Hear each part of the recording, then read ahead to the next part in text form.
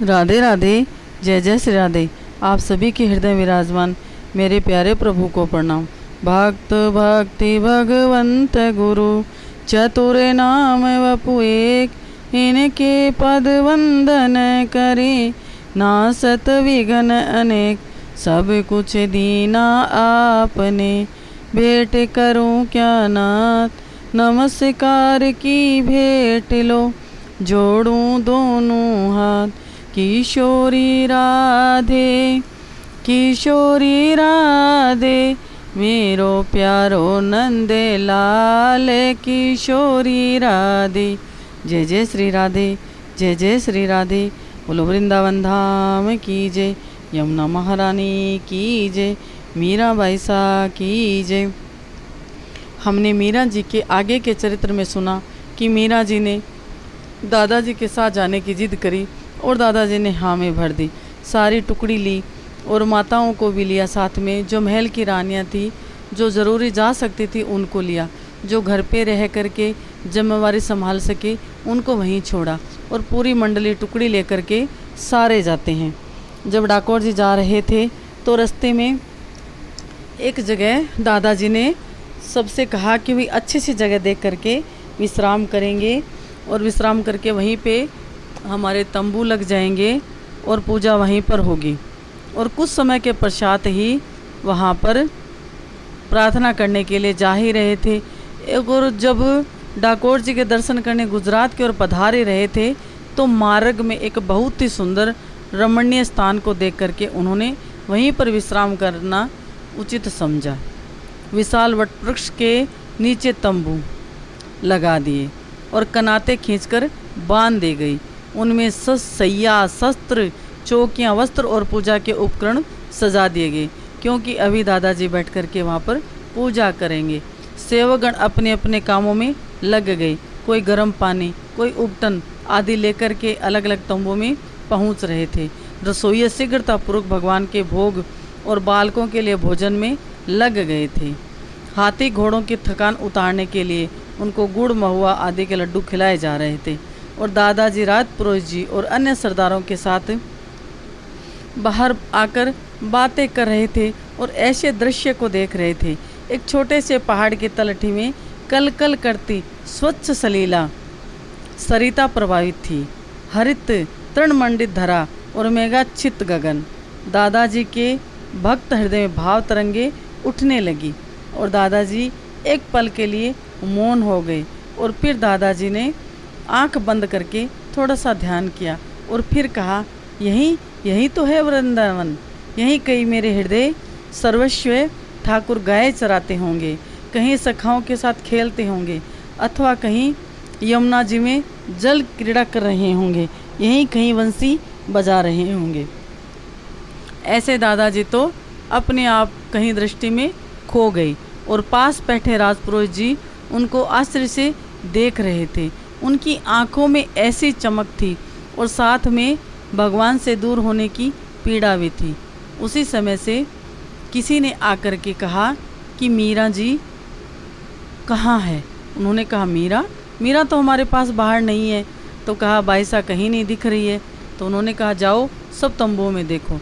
जब सब तंबुओं में देखा तो मीरा जी कहीं नहीं मिली।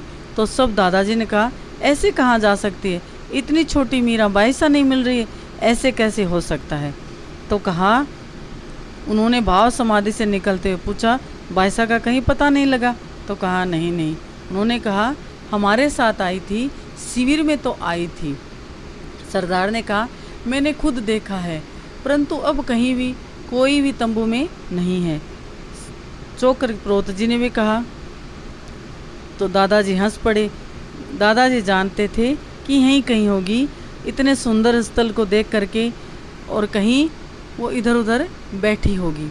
और इधर दादाजी ने मन में विचार किया कि इतना सुंदर स्थान है, अगर यहीं कहीं संत के दर्शन हो जाते तो कितना बढ़िया होता। चलो इस बहाने मीरा को ढूंढते हैं, लाडल को ढूंढते हैं। और सारे ढूंढने निकल जाते हैं। और सामने जैसे ही देखा, दूर से ही मीरा कहीं सामने जो जल था, उस जल से थोड़ी दूर किनारे पर बैठे जल को देख रही थी। और ज़ोर से आवाज़ लगाई। एक सिपाही ने कहा, ये रही वो देखो वो रही। और धीरे धीरे दादाजी और पुरोहित जी सरदार सब मीरा जी की तरफ जा ही रहे थे, तो एक चमत्कार देख करके वो देखते ही रह गए।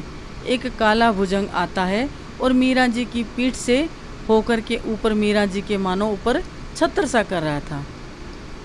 मीरा जी को अभी भी कोई खबर नहीं। दादाजी ने और सबने देखा, अरे काला भुजंग, तो एक बार तो सबके पैर वहीं रुक गए। अब क्या करें, सब घबरा गए।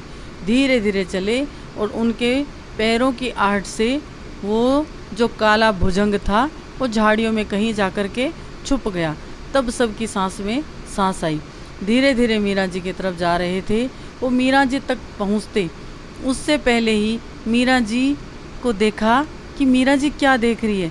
जल को तो देख ही रही थी, उधर पास में एक संत जी बैठे थे, उनको मीरा निहार रही थी।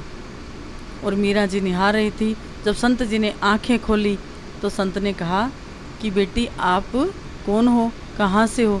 तो कहा मेरा नाम मीरा है और मैं अपने दादाजी के साथ आई हूँ। इतना ही कहा। फिर मीरा जी ने पूछा कि आप आंख बंद करके क्या कर रहे थे? तो उन्होंने कहा मैं मेरे इष्ट का ध्यान लगा रहा था। क्या इष्ट का ध्यान लगाने के लिए आंखें बंद करना, याद करने के लिए ध्यान लगाना ज़रूरी है? तो महाराज जी ने कहा हाँ, अपने इष्ट को याद करने के लिए जब सारों की बातें दिमाग से निकल जाती है तो अच्छे से याद आती है। तो उन्होंने कहा क्या किसी को याद करने के लिए ध्यान ज़रूरी है? तो मीरा की बातों समझ नहीं पाए। उससे पहले ही मीरा ने कहा कि मैं अपने छोटे भाई को याद कर रही हूँ, तो उसके लिए मुझे तो ध्यान नहीं लगाना पड़ता। मेरा भाई तो मुझे स्वतः याद आता है, मेरी माँ तो मुझे खुली आँख में भी याद आती है। खेलते खाते पीते हर पल मुझे मेरा छोटा भाई याद आता है। वो जयमल था, थोड़े दिन ही पहले जयमल का जन्म हुआ था। तो देखते रह गए, इतनी छोटी सी बच्ची, क्या याद करने के लिए ध्यान लगाना ज़रूरी है?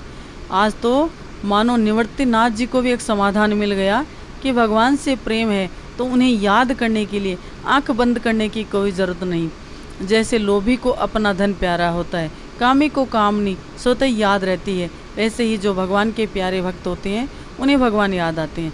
जब उनकी इतनी चर्चा चल ही रही थी तो दादाजी तब तक पास आ गए थे और अपने लाडल को उठाया गोद में और संत जी को प्रणाम किया। जो मन में इच्छा थी वो पूरी हो गई। चाहते थे कि कोई संत मिल जाए यहाँ पर जिसको भाव से वो वृंदावन ही समझ रहे थे।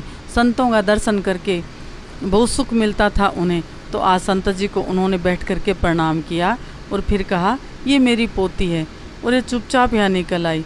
तो कहा आप बड़ भागी हो जो आपके घर में ऐसी पोती है, ये कोई साधारण नहीं है।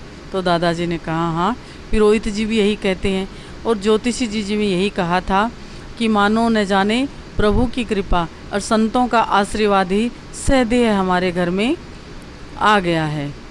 अब फिर उनकी बातें हुई। फिर दादाजी ने संत जी से कहा कि आप हमारे शिविर में चलो, वहीं प्रसाद लो, वहीं पे जलपान करो और फिर हम चर्चा करेंगे, भगवान के नाम की चर्चा करेंगे।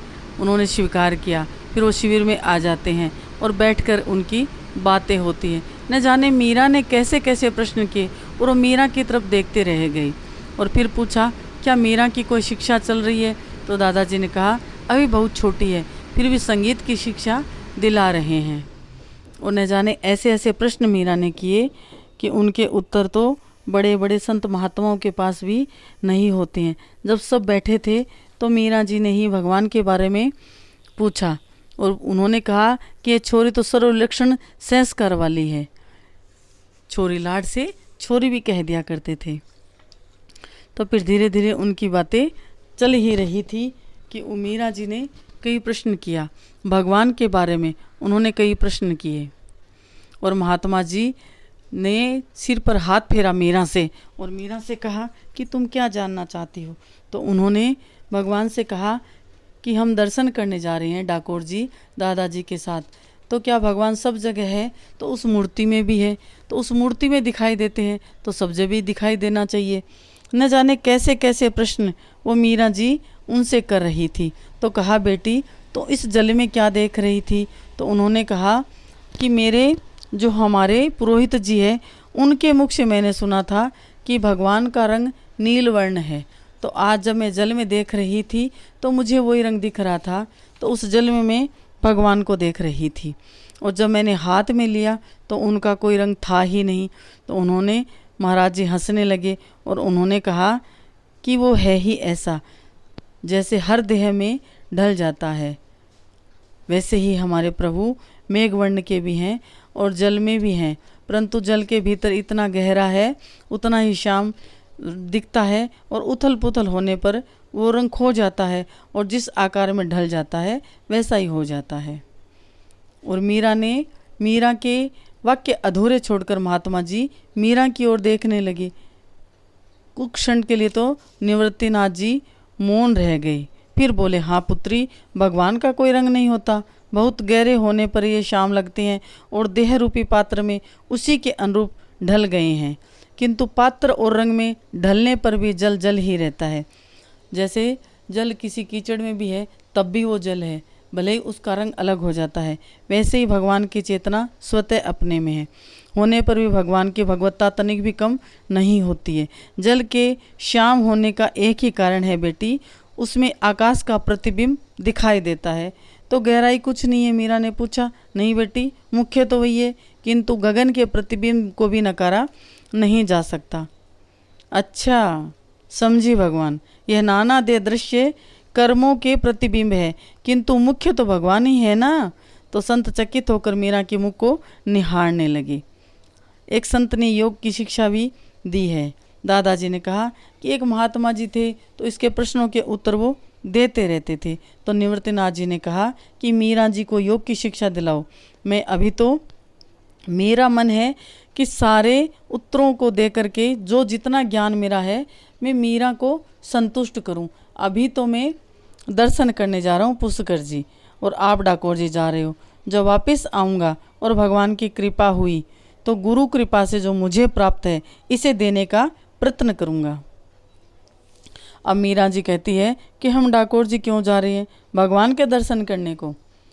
वहाँ क्या भगवान साक्षात विराजमान है? तो जोशी जी ने पहले बताया था कि हाँ, अंतर्यामी रूप से भगवान सर्वत्र उपस्थित है, तो क्या मेड़ता में नहीं है? अब निवृत्तिनाथ जी ने उत्तर दिया, यूँ तो भगवान सर्वत्र है बेटी, किंतु कोई कोई स्थल भगवान की लीला विशेष के कारण अथवा उनके किसी भक्त के सानिध्य से विशेष प्रभावशाली हो जाता है। उनके दर्शन स्पर्श से मन का मैल धुल जाता है। इस प्रकार साधारण जनों के लिए वो तीर्थ हो जाते हैं। कहा, अब पूछती है मीरा जी, तो दादाजी ने मुझे वैसे तो डाकोर जी के जो महात्मा थे रामदास जी, उनके बारे में बताया। तो दादाजी ने कहा कि अब हम आपके श्रीमुख से वो पूरी कथा सुनना चाहते हैं, और उन्होंने पूरी कथा फिर खुद सुनाते हैं। उन्होंने ही सुनाई जो पूरी डाकोर जी की जो लीला थी, भगवान हमारे रणछोड़ राज जी ने करी थी, वो सारी लीला उन्होंने सुनाई है। और सब सारी की सारी जो जितने थे वो सब बैठ करके ध्यान से भगवान की चर्चा सुन रहे थे। और अब मीरा बीच बीच में पूछ रही थी, कुछ कहना चाहती हो बेटी? उन्होंने पूछा। उन भक्तराज ने भगवान को प्रत्यक्ष देखा था? देखा हो शायद, क्योंकि निवृत्तिनाथ जी ने भी यही कहा, देखा हो शायद। क्या शायद से काम चल जाएगा? मीरा ने गंभीर स्वर से पूछा। बिना देखे कैसे विश्वास, और विश्वास हुए बिना जब तक उनका अभाव जीवन में नहीं व्याप्त होता, किसी की रुचि उसकी ओर नहीं होती। संत जी ने कहा, श्रद्धा और विश्वास भक्ति के माता पिता है बेटी, और ज्ञान वैराग्य पुत्र हैं। बिना विश्वास के उनका जन्म ही नहीं होगा। मैंने भी सुना है महाराज जी, भक्ति प्रियो माधवा, केवल यह सब सुन लेने मात्र से ही तो विश्वास नहीं हो जाता। विश्वास तो ठोस धरातल, विश्वास के लिए तो ठोस धरातल चाहिए। यदि कहूँ कि विश्वास होता नहीं है बल्कि कराया जाता है। हमारे पास इन इंद्रियों को छोड़कर और है क्या, इससे हम उनसे छू सके? उन्होंने कहा कि इंद्रियों के अलावा हमारे पास कुछ भी नहीं है। विश्वास तो दिलाया जाता है। तो विश्वास कैसे दिलाया जाता है? तो उन्होंने कहा, संत जी ने पूछा, बेटी तूने कोई थोड़ा बहुत गणित का ज्ञान है? तो कहा, हाँ, हमारे जो मास्टर जी हैं, जोशी जी हैं, वो पढ़ाते हैं। क्या पढ़ाते हैं? मूलधन और ब्याज के बारे में। तो कहा जब मूलधन कितना है पता नहीं हो तो कैसे करती हो? तो उन्होंने कहा मूलधन मान लिया जाता है। देखो मीरा के कैसे प्रश्न हैं, जो हृदय का द्वंद्व था वो पूरा का पूरा मीरा ने बाहर उड़ेल दिया और संतों से ऐसे ऐसे प्रश्न किए। और वैसे देखा जाए तो मीरा जी ने गिरधर लाल को पा लिया, भगवान को पा लिया।